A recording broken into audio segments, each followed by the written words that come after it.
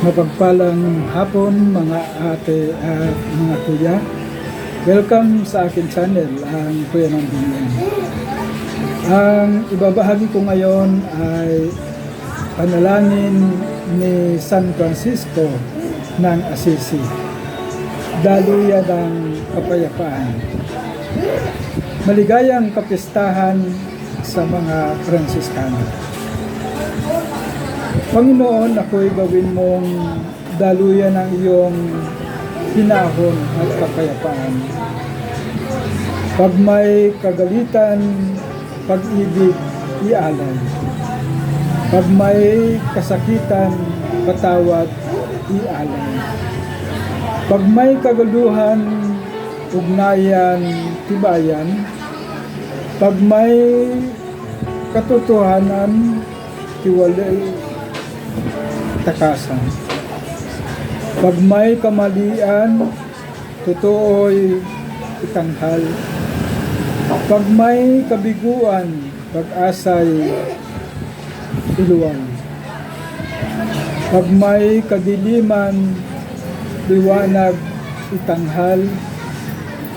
O Ginoong butihin, turuan mo akong mas hanap-hanapin ang makalinga kaysa kalingain, ang makaunawa kaysa unawain, ang makapagmahal kaysa mahalin. Pagkat kung iisipin, nasa pagbibigay ang kasaganaan, nasa paumanhin ang kapatawaran, nasa kamatayan ang muling pagsilang, sa kaginhawahan na walang hanggan.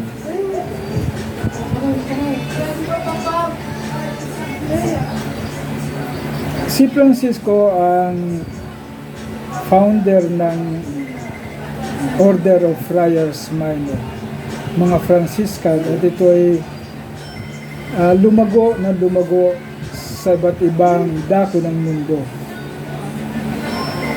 Pinahalagahan niya pagsasabuhay sa Ebanghelyo. Pinahalagan din niya ang pagpapahalaga sa sapat na pamumuhay, pagsunod sa kagustuhan ng Diyos, kalinisan ng puso, at ang pinakamahalagan niyang pinapahalagan ngayon ay ang kahalagahan ng kalikasan bilang mga kapatid. Kaya nagpapasalamat ako kay San Francisco na siyang butihing modelo ng buhay Kristiyano at buhay pamilya. Sana po ang diwa ni San Francisco ay manatili at lumago sa dako pa roon. Pumuli si Kuya Nandi nagpapasalamat at God bless po sa ating lahat.